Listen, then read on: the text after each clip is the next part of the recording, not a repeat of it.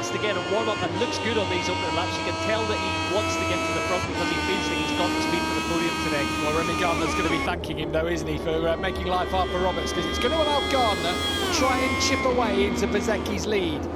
Gardner, I will...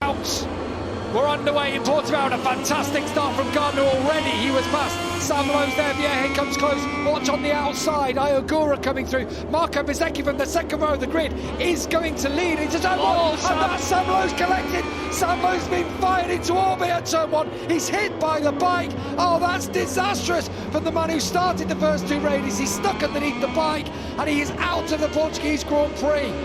Oh, horrible stuff for Sam. He just got swallowed up a little bit, then really went quite deep on the brakes into turn one to regain those spots. They looked like the right side of the tyre possibly not fully up to temperature, and it just let go whenever he got wide out onto the dirty stuff. Horrible luck for Sam Lowe's. 2 wins from 2.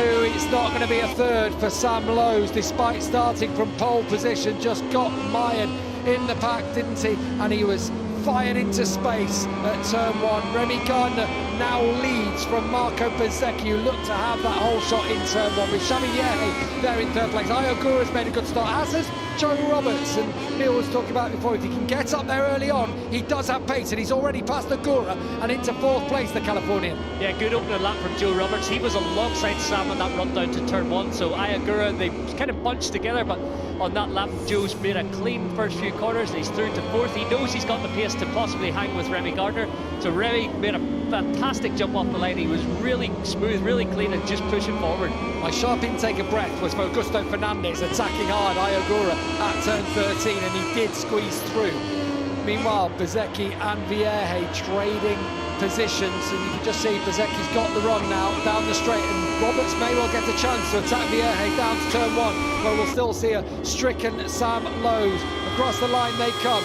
Gardner down to turn one now with Bezecchi for company. Here he comes on the inside. He's not going to attack Gardner. Much tighter line from Bezecchi compared to the Australian, as Roberts does come through and into the podium spots. Yeah, Bezecchi looked like he was thinking about that move up into the turn one, as we see Raul Fernandez down the inside of Fernandez. That was close, wasn't it, with Agura's front tyre, as Fernandez attacked through on Agura there, and on Fernandez he just almost caught the front tyre. Yeah, it's so easy. Everyone bunches up there. First gear corner, that turn 3, and we seen it in Moto3. We seen it again in MotoGP when Marquez hit the back of Mir. It's so easy. Everyone just kind of comes to a stop, and you can see Iogura was just rolling in, and Fernandez almost parked it. So lucky to avoid a proper collision there. Still haven't been able to see that incident with Sam Lowe's, but we will in a moment, I'm sure, when our director gives us the opportunity to do so. Here it is. Talk us through it, Michael. Sam didn't get the greatest getaway, did he? No, he's getting swamped here a little bit. You can see Xavi Vietti goes across, a little bit of jostling here, and Sam just breaks later than him down the outside. Then it's weird. Oh, he was going to run into the back of Gardner, wasn't he? Yeah, I'm wondering whether he grabbed a handful of rear brake. You can see just as approaching a little bit faster than he wants to after almost colliding. Oh, yeah. I think you're right. Possible a little bit too much rear brake. Right side of the tyres not fully up to temperature, not fully scrubbed in yet, and unfortunate stuff there.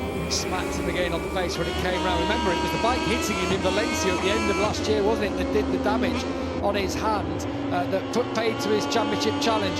This damage has come early in the season for him, round 3 of the championship, 2 wins already to his name, so it's early enough to come back from, but not what you want, isn't it, when you've been on the roller coaster emotions of first 2 wins.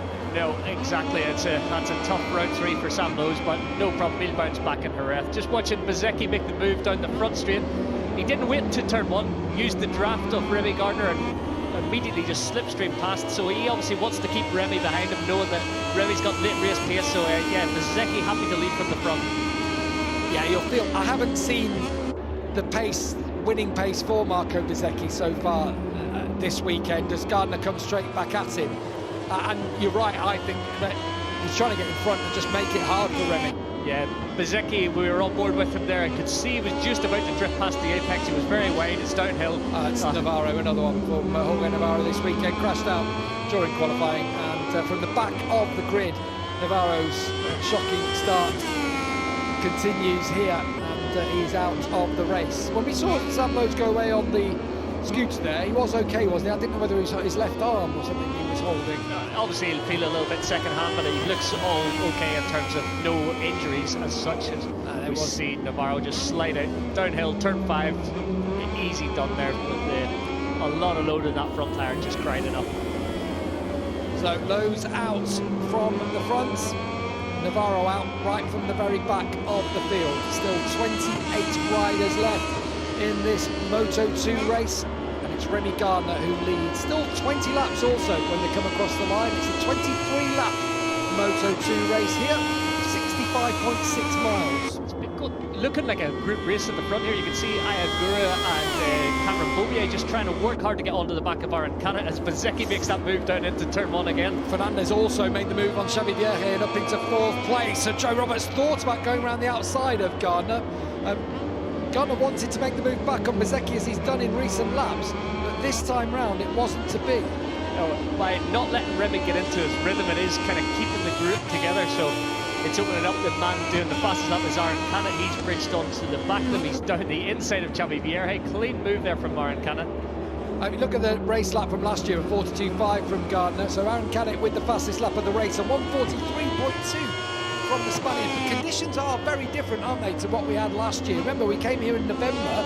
It's probably about 15-20 degrees difference. So they have gone with a harder option tyre on the rear, but you still feel like Remy will have late race pace. Yeah, it's harder option on the front, so they prefer the harder front for braking stability, and that soft rear lasts the distance. Even though the temperatures come up to, I think it was 37 degrees on the Dunlop spec sheet. I know we get different readings from different parts of the circuit, but temperatures up, they don't have any real concerns over tyre durability, but the pace at the minute is quite slow at the front of the field. We know Remy was able to dip into those mid-42s this morning in warm-up, so he's got more pace in the locker. He's just perhaps managing his energy, but look at Cameron Bobier. He's had such a good opening lap. So from back on 13th on the grid, he's through inside the top 10 up to 8th place, and he's there with that lead group for the first time in his Moto2 career. Yeah, that's excellent, isn't it, from the 5-time Motor America champion who got 11th in the first round, was around about the top 10 in the last race. If you look down into the Mark VDS garage for Sam Lowe's coming back in, Gilles Bigot is waiting there for him. Looks like brother Alex has welcomed him back as Aaron Canet and Xavi Vietti do battle for 5th place, don't they? And Canet through, trying to hang on. Now is he to that's a late move. Canet wanted to pull the cut back in turn 1 and then realised he was going to collect Xavi Vietti's rear wheel as Cameron Bobier gets shoved to the outside of the track, just manages to keep it on the curbs. Welcome to Moto2, Cameron, as if he hadn't already found out what it's all about in... Oh, there's a fire there and a big crash. Yari Montella. On the other speed-up bike, isn't it? Can't tell who the other bike was. Ooh, that one, that's Manzi perhaps, Stefano Manzi. Could well be back there as Roberts and Gardner scrap for second here. It's just allowing Marco Bezzecchi to pull away slightly. The gap was half a second. To me, it's coming out. That looks like Chantra and it's Algarve. They've both gone. So we just saw them. They were with Bobier there in 11th, 12th positions, and they've both gone also. Yeah, that must have been heading down the hill into turn 5, so perhaps a little bit of a collision there between the teammates. They were having a good day until that point for the Honda teammates. Yeah. Having an excellent day, weren't they? You thought Chantra coming through from 11th on the grid. Agura, we know, started 4th, but he's a rookie still. Talking of rookies, Raul Fernandez right in behind his teammate now. He's come through from 10th on the grid. And there it was, Stefano Manzi, who had gone down with Yari Montella. So Italians out and hopefully okay. We saw the doctor down with one of them, but hopefully they've cleared the gravel by now. Green flags are being waved. Was it in that last corner? It might well have been. It's hard to tell. With just all the dust around that last corner, I just felt like it might be there. Because we know they had the fire extinguisher out too, so I think it might have been that last corner. So the gap between Bezzecchi and Roberts now at 1.3 seconds. Did you see this coming? No, I'm surprised. Bezzecchi has just got to the front and he's put in a strong lap time, but not super strong. So I think it's the second group are essentially a little bit slow. So Roberts has passed Gardner. Now Gardner's going to fight back because he can't afford to let Marco Bezzecchi stretch that lead any further. Goes on Joe Roberts. Remy Gardner back into second place now, but he knows. In Joe Roberts' defence here, he just knows he needs to make life hard for Remy Gardner. That's it, isn't it? Yes, okay. He probably feels if I let him take me up to Bezzecchi, that's fine, but he might pull away when he does get the hammer down and try to charge down Bezzecchi. Yeah, Joe can sit there and let him do the work and bridge that gap across, but Aaron Cannett's come to play. The last few laps he's looked really feisty. He's going for the undercut.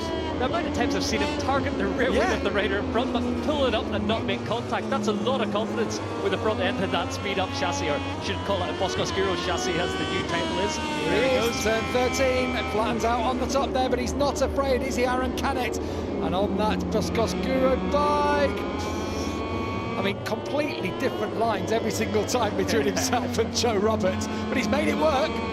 He has. He's had some strong laps throughout the weekend. He topped free practice on Saturday morning, not quite getting the lap time together. He qualified and ended up in the third row of the grid, but fast again and warm up and looks good on these opening laps. You can tell that he wants to get to the front because he feels that he's got the speed for the podium today. Well, Remy Gardner's going to be thanking him, though, isn't he, for making life hard for Roberts, because it's going to allow Gardner to try and chip away into Bezzecchi's lead. Gardner, I will remind you, won here at a little distance in the race 1 year ago. This is the Montella and Mansi incident. Oh my goodness me, it's Montella firing it over the high side there, gets hit by Mansi's bikes, fireballs from both bikes. Oh, I hope they're both okay after that one, because it's horrible when you get ridden into by a rider. That's when serious injuries can happen, but with them having cleared the gravel trap, I'm not going to make any presumptions. It says on our timing screens, rider okay, and that's all we can go by. Yeah, let's hope so. That was a big one, quite spectacular. Just lost the rear, and then obviously nowhere to go for Mansi, run over the bike, and yeah, the fireballs make it look really spectacular. Oh, and it was Agura who had Bobby on the outside, and he just got clipped, didn't he? Caught his brake lever, upset. Agura tries to apologise straight away to Chantra, but that was just a classic Moto2 fairing bashing collision, wasn't it? Yeah, exactly. It's he didn't mean to take his teammate down there. He got squashed to the inside, trailed a lot of brake, and the front tucked pretty much upright. So yeah, hard luck to Agura and Somkiat Chantra. That wasn't how they planned to end the race after such a strong start. So if Aaron Canet here is sensible, I said if, then he just needs to stick in behind Remy Gardner, because you feel like the Australian can close in on Marco Bezzecchi at the front. Already he's taken 2/10 out of Bezzecchi's lead now that he's had a free go to run at it. So if you are Canet, if you sit tight there, you might get dragged up to Marco Bezzecchi, the leader, and then launch attacks like you've been doing throughout this race later on in the race. Exactly, you can take a little bit of a breather and let Remy work hard. He's going to have pressure from Raul Fernandez behind. We know Raul doesn't like to sit and wait. He will be attacking Canet, but it's going to, I think it's going to end up all four of these guys in a bunch before too long. So well, Bezzecchi's setting a good pace at the front though. You just saw that lap time, didn't you, from Raul Fernandez there, Michael? 6/10 quicker than Bezzecchi in the lead. Yeah, impressive stuff. We know how good Raul is in this Moto2 bike. And he was unlucky in qualifying, getting those lap times disallowed. He worked hard, and he's had to push hard in this race to make his way through the field from that fourth row start. Just a little credit for Jake Dixon in 9th place, Michael, having started down in 14th, was a little bit glum with how the weekend had been going. But in 9th, top 10, that's solid enough, isn't it? Yeah, I could see him just making his way into the back of the shot, catching up to his teammate Xavi Vierge. He's in there, that group with Cameron Beaubier and Albert Arenas. So good early laps here for Jake Dixon. Impressive stuff when he's struggled still with track knowledge, with that wrist injury. It's not been an easy weekend for him.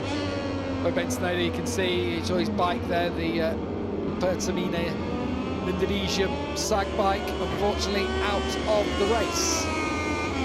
So after a solid start to the year from Ben Snyder with 2 point scoring finishes, unfortunately not going to collect any here this weekend. Dixon is past Beaubier now, so that'll be a good one to see. 2 former superbike riders, I suppose, in their own way, in their relative countries. Yeah, that's it. So Jake's last year it seems like he was fighting with Leon Haslam for the British title, and Cameron Beaubier's delivered AMA superbike titles for year on year. Comfortable ease almost over there. Xavi Vierge back in front of Augusto Fernandez. I like this to see this battle here.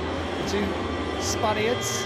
Vierge looks more on song recently than he did last year, where he really struggled, had injuries, I know, but it's good to see him back towards the sharp end. Yeah, definitely. Both those guys together have had a bit of a struggle. Augusto Fernandez finding it tough, really, to get that bike working for him. A lot of changes going on in that garage. Also, Xavi Vierge, as you mentioned, he's been tipped to be a Moto2 race winner for such a long time. it's good to see him kind of finding his feet inside that controller squad and getting the results he deserves. Not had a podium since Australia back in 2018. That's a long time for someone who's got a decent reputation going, and still quite young actually is Xavi Vietti, because he did come into this championship when he was really young, still only 23 years of age. Just seen Joe Roberts on the green there, so you've got to be careful. Ooh, moment for Marco Bezzecchi. Too much throttle, but Canet's not going to sit and let Remy drag him up.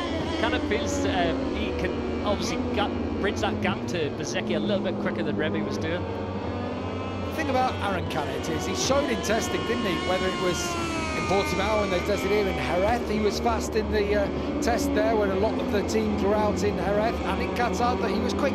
But in the racing over the weekend in Qatar, nothing seemed to go right for him. He picked up 3 points in the first race, but in the second one, didn't bring it home, and you were worrying that, okay, it's great for one lap, can you do it on a race? But he's certainly showing now that he can make that bike work. He looks good. He's actually breaking later than the guys around him. That was something he struggled with last year when he first stepped up into the classic. Oh, that was wide for Remy. And Remy's lost he's lost 4 positions there, has he? No, he's back to 5th place behind his teammate Raul Fernandez. What happened there? Yeah, it was weird. Raul looked offsided. He went wide, looking almost in sympathy for his teammate as Remy immediately fights back. Yeah, Raul almost sits up and lets him through there. I know he doesn't, but he was expecting the attack from Remy Gardner. Well, that's an interesting, wasn't it?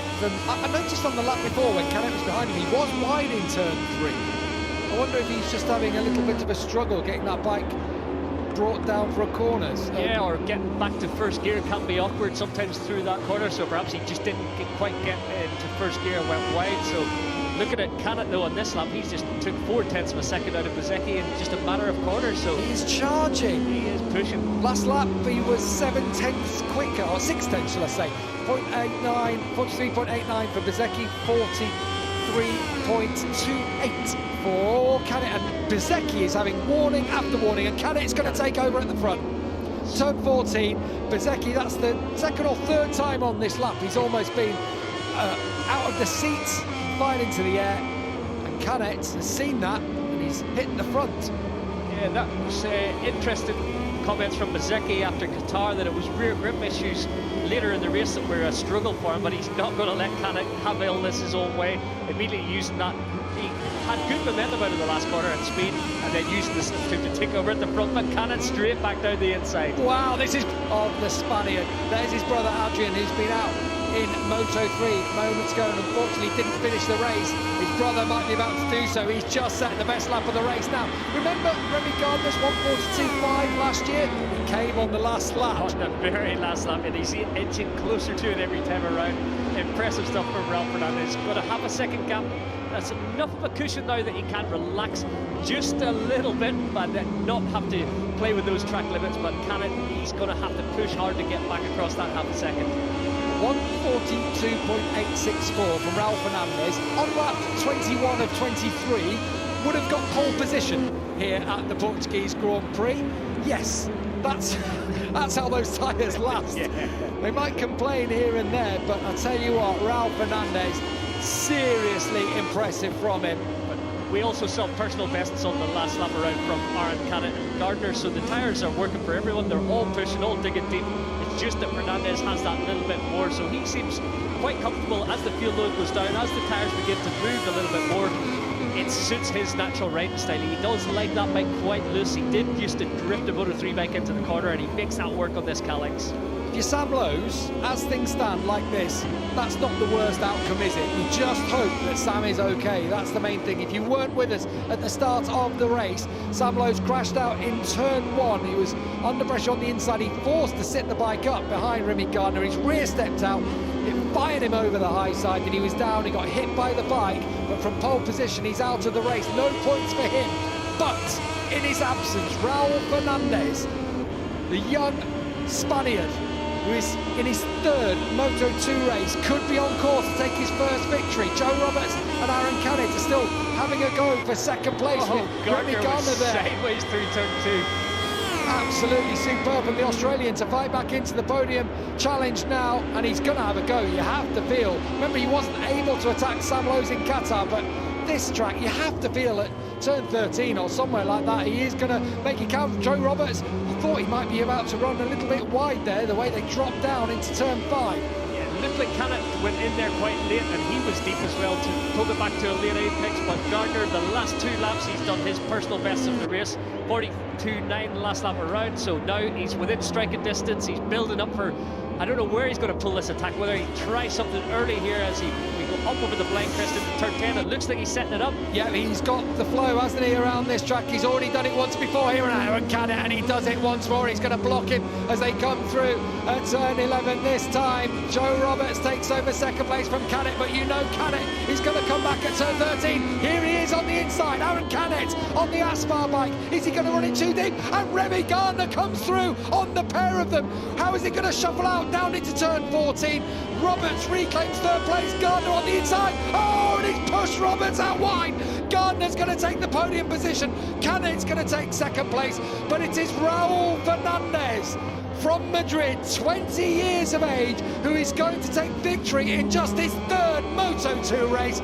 Superb from the Spaniard. Canet second, Gardner is 3rd, and Joe Roberts, after a collision with Remy Gardner, forcing his way through in that penultimate corner, he's only going to take 4th place from that one. What a day for the Aki